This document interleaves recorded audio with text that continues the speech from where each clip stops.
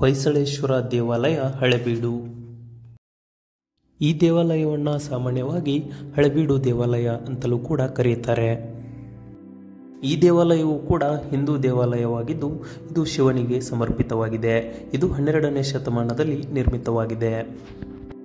ಈ ದೇವಾಲಯವು ಹೊಯ್ಸಳ ಸಾಮ್ರಾಜ್ಯದ ಹಿಂದಿನ ರಾಜಧಾನಿಯಲ್ಲಿದ್ದ ಅತಿ ದೊಡ್ಡ ಮಾನವ ನಿರ್ಮಾಣಿತ ಸ್ಮಾರಕವಾಗಿದೆ.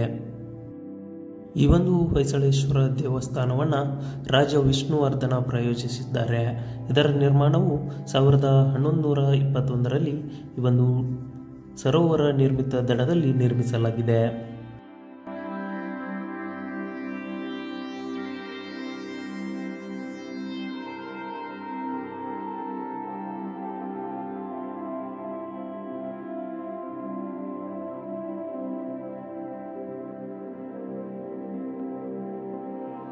ಈ ಒಂದು ಹೊಯ್ಸಳೇಶ್ವರ ದೇವಾಲಯದ ಟೈಮ್ ಲ್ಯಾಪ್ಸ್ ವಿಡಿಯೋನ ಕೂಡ ತೆಗೆದಿದ್ದೇವೆ, ನೋಡ್ಕೊಂಬನ್ನಿ.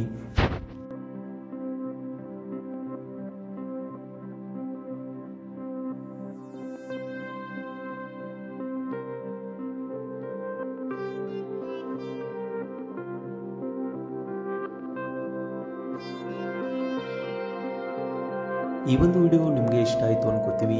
ವಿಡಿಯೋ ಇಷ್ಟ ಆಗಿದ್ರೆ ವಿಡಿಯೋಕ್ಕೊಂದು ಲೈಕ್ ಕೊಟ್ಟು ಎಲ್ಲ ಕಡೆ ಶೇರ್ ಮಾಡಿ. ವಿಡಿಯೋನ ಸಂಪೂರ್ಣವಾಗಿ ನೋಡಿದ್ದಕ್ಕಾಗಿ ಧನ್ಯವಾದಗಳು. ಶುಭ ದಿನ.